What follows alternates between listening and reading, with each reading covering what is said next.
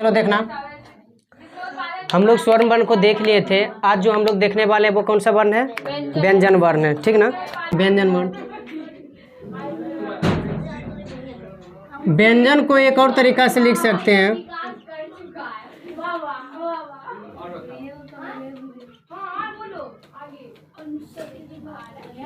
सुनना, व्यंजन वर्ण में देखना, इसका प्रयोग हम जब पढ़ा रहे होंगे हिंदी तो उसमें बोले थे कि जो हमारा क ख के लास्ट में क्या आता है, अंगो चोछो के लास्ट में ये दोनों का यूज हमें संस्कृत में ज़्यादा देखने को मिलता है। यानी हिंदी में ना के बराबर इसका यूज है, बट अगर हम बातें संस्कृत का करें तो उसमें यूज करते हैं। जैसे यहाँ देख सकते हो यूज हुआ है, समझ में आ रहा है?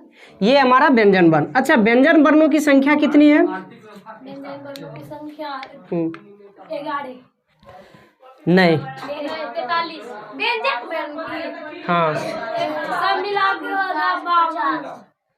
व्यंजन वर्णों की संख्या कितनी है? 36 है। व्यंजन वर्णों की संख्या कितनी है? 36 है, ठीक ना। चलो हम लोग देखते हैं, देखो अगर हम यहाँ पे बात कर रहे हैं तो पहला जो हमारा मतलब कि देखो क से ज्यों तक जानते हो, और बताए थे कि अ से लेकर के औ तक कौन सा वर्ण था? स्वर वर्ण। और उसके लास्ट में दो वर्ण जो था अनुस्वर और विसर्ग, इसे क्या बोले थे? अयोगवा। इसे क्या बोले थे? उसे क्या बोलते हैं? अयोगवा। यानी अ आ ई दीर्घ ई उ दीर्घ उ री ली ए आई ओ, यहाँ तक जो था ये कौन सा वर्ण था? स्वर्ण वर्ण था। और जो बच गया था अनुस्वर और विसर्ग, इसे हम बोले थे अयोग बा। अब हम बातें कर रहे हैं व्यंजन वर्ण का। इसमें जो होगा ये होगा क ख ग घ अंग। सुनना, इसे को खो नहीं पढ़ेंगे, इसे क्या पढ़ेंगे? क ख, ठीक ना। क ख ग घ अंग। क्यों क ख पढ़ रहे हैं? क्योंकि क का मतलब क्या हो गया? क हलांत और जोर अ, क हलांत और जोर अ। तो एक अगर हम को बोल देते हैं, को बोल देंगे तो ये हो जाएगा, और इसका मतलब हो जाएगा क हलांत जोर ओ। बट हमें जो व्यंजन वर्ण में हम जो पढ़ रहे हैं ये पढ़ते हैं, ये नहीं पढ़ते हैं। ये तो एक मात्रा को जोड़कर बनाया गया है ना। याद करो, बताए होंगे कि ये जो है हमारा स्वर्ण वर्ण है और इसका मात्रा ये होता है। ये स्वर वर्ण है और ये क्या है? इसका मात्रा है। समझ में आ रहा है? ऊपर देखा करो सूरज, तब समझ में आएगी। चलो आगे देखते हैं। फिर इसके बाद क्या होगा? च छ ज झ य।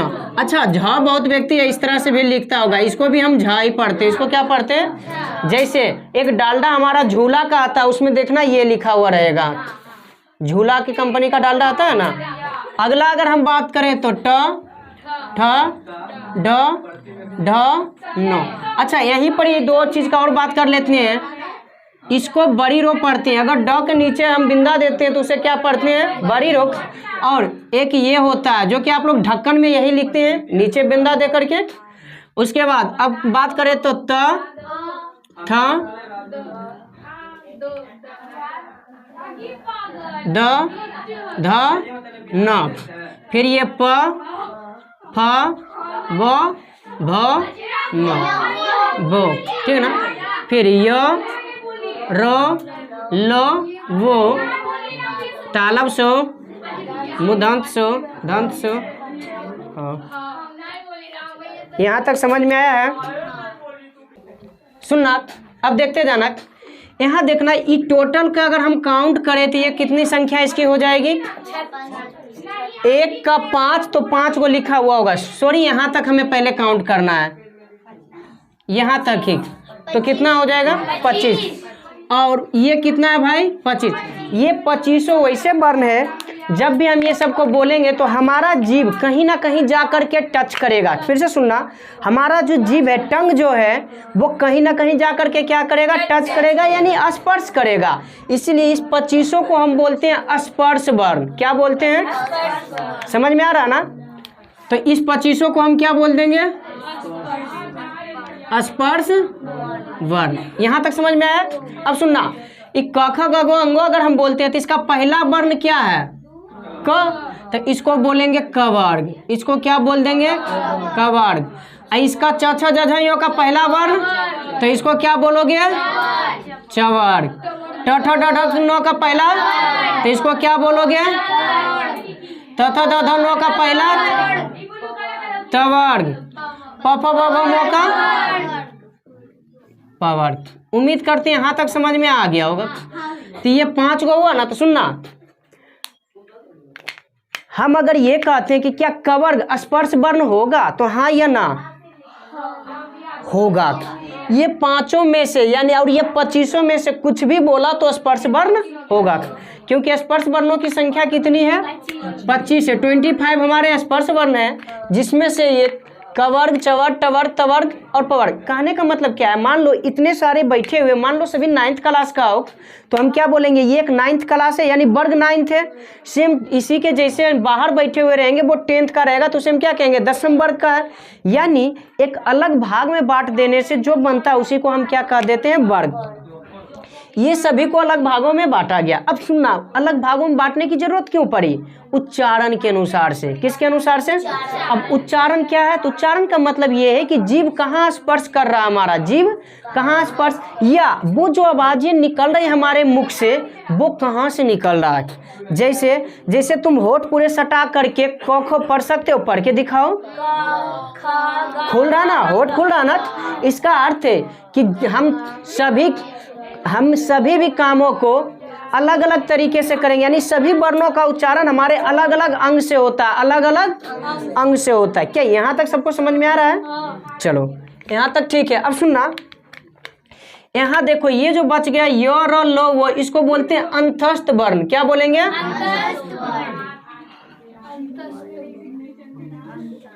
अंतस्थ वर्ण। और तालव्य से, मूर्धांत से, दांत से हो जो वो होगा, इसको बोलेंगे ऊष्म वर्ण। ये हो गया अंतस्थ वर्ण, ये वर्ग नहीं वर्ण है, ठीक ना। और ये ऊष्म वर्ण। क्या ये समझ में आ गया है सबको? अब सुनना, इसकी संख्या कितनी हो गई है? ये मेरा 25 था और ये 8, 25 8 कितना होगा? 33 होगा। कितना होगा? 33 होगा। फिर भी हमारे पास क्या बच रहा है? 3 बच रहा है। क्या बच रहा है? 3 बच रहा है। वो 3 क्या क्या हो सकता है, बता सकते हो? अक्ष, तर, ज्ञ। फिर से सुनना, ये तीनों क्या होगा? अक्ष, तर, ज्ञ। अच्छा, एक और चीज, हम लोग एक श्रो को भी देखते हैं, जिस तरह से हम लोग श्री और लिखते हैं। समझ में आ रहा? देखना, जितने भी अलग प्रकार के हैं सभी को हम साइड में लिखते जा रहे हैं। साइड में क्या कर रहे हैं भाई? लिखते जा रहे हैं, ठीक ना। तो अब देखना, इसे हम क्या कहते हैं? तो इसे कहते हैं संयुक्त वर्ण। इसे क्या कहते हैं? संयुक्त वर्ण। वैसे इसका यूज ज्यादातर हमें संस्कृत में नहीं बल्कि हिंदी में देखने को मिलेगा, यानी हिंदी जब राम भैया आपको पढ़ाएंगे तो वहाँ इसके बारे में डिटेल से आपको वो बताएंगे। अच्छा, इसको संयुक्त वर्ण क्यों बोलते हैं? क्योंकि ये वैसे वर्ण है जो 2-3 संयोग व्यंजन वर्ण से ही मिलकर के बनता है। संयुक्त वर्ण का आने का मतलब जो एक से अधिक वर्णों को जोड़ने से बनता है, जो एक से अधिक वर्णों के जोड़ने से बनता है। तो क्या हमारा 36 पुर गया ना? तो अगर पूछा जाए व्यंजन वर्णों की संख्या तो कितना हो जाएगा? 36। यहाँ तक समझ में आ गया ना? चलो इसे उतार लेना है।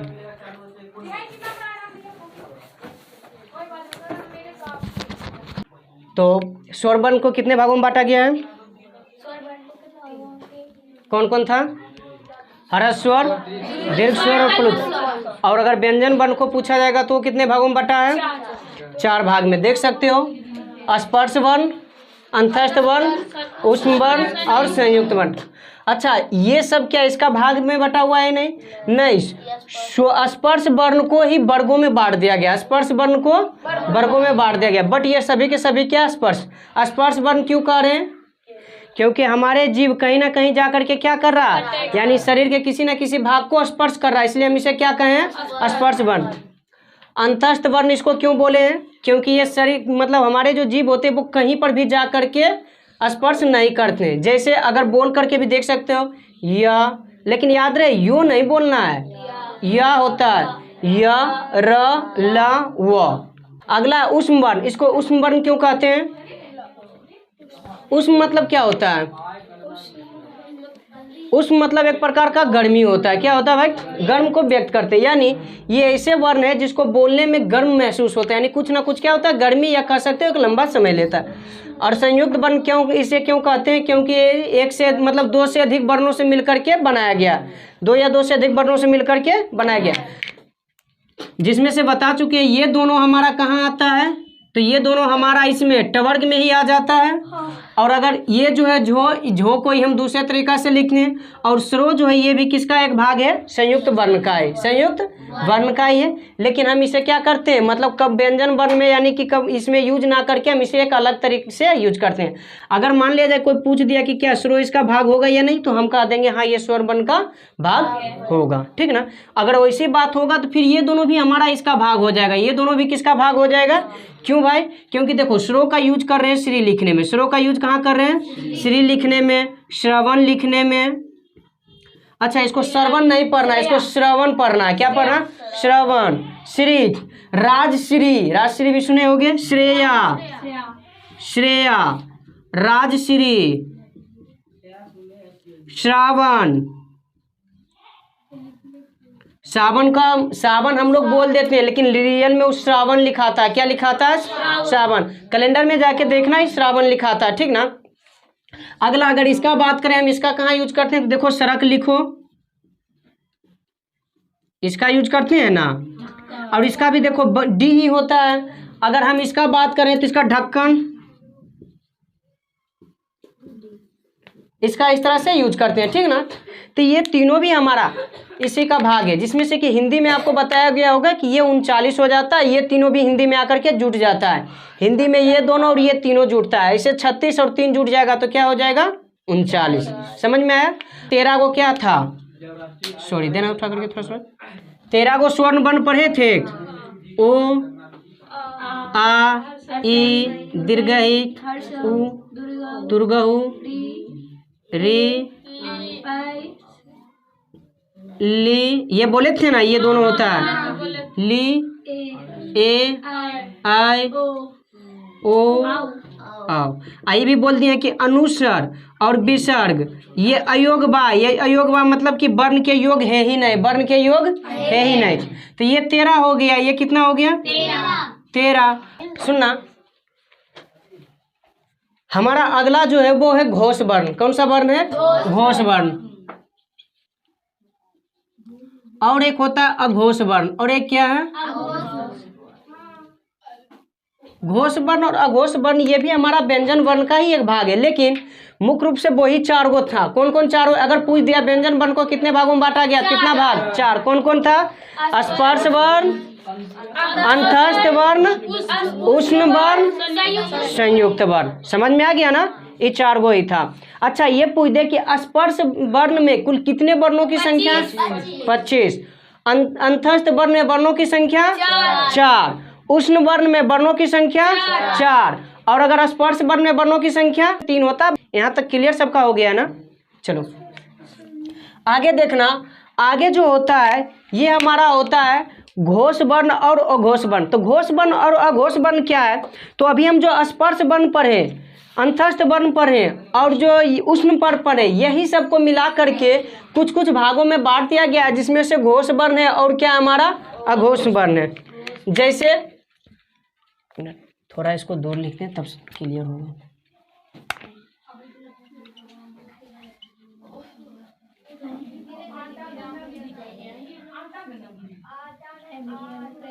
चलो देखना, हम पढ़ने वाले हैं अब घोष वर्ण। कौन सा? घोष वर्ण। और उसके बाद क्या पढ़ेंगे? अघोष वर्ण।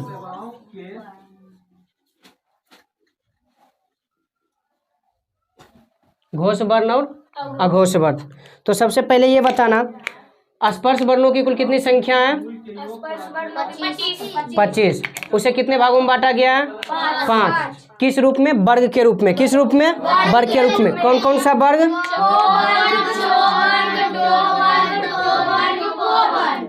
कवर्ग, चवर्ग, टवर्ग, तवर्ग, पवर्ग। समझ में आ गया? चलो ये बोलो, कवर्ग में क्या होगा? च वर्ग में बोलना, थोड़ा धीरे धीरे, च छ ज झ का है उधर पढ़ा हो रहा ना बाहर, यो ट वर्ग में बोलना, ट वर्ग में नो, त वर्ग में ध नो, अब प वर्ग में भ म। अब सुनना, हम अगर बातें घोष वर्ण का करेंगे तो घोष वर्ण का जो करेंगे लास्ट से जो तीसरा, देखना ये हमारा पहला वर्ण है, ये दूसरा वर्ण है, ये तीसरा वर्ण है, ये चौथा और ये पांचवा वर्ण। तो तीसरा चौथा पांचवा इसे हम कहते हैं घोष वर्ण। इसे कौन सा वर्ण कहते हैं? घोष वर्ण। और पहला और दूसरा जो होगा ये हमारा कौन सा फिर हो जाएगा? अघोष वर्ण। ये क्या होगा? अघोष वर्ण। वर्ग नहीं वर्ण, ठीक ना? यहाँ तक ये समझ में आया? देखना, हमें पहला तीसरा और पांचवा नहीं होगा, पहला तीसरा पांचवा अल्प प्राण में चला जाएगा, लेकिन तीसरा चौथा और पांचवा वर्ण की अगर बात करें तो ये वर्ण किस में होगा? घोष वर्ण में। यानी किसी भी वर्ग के तीसरा चौथा और पांचवा वर्ण जो होगा वो क्या होगा? घोष वर्ण। तो हम यहाँ क्या लिखेंगे? देखना, प्रत्येक वर्गों के तृतीय, चतुर्थ एवं पंचम वर्ण। सुनना फिर से, घोष वर्ण क्या होगा भाई? प्रत्येक वर्ग के तृतीय, चतुर्थ एवं पंचम वर्ण जो होगा वो घोष वर्ण। इसके साथ और क्या करके जुड़ जाएगा?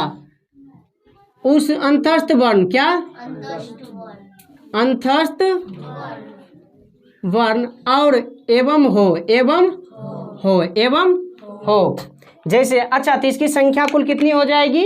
20।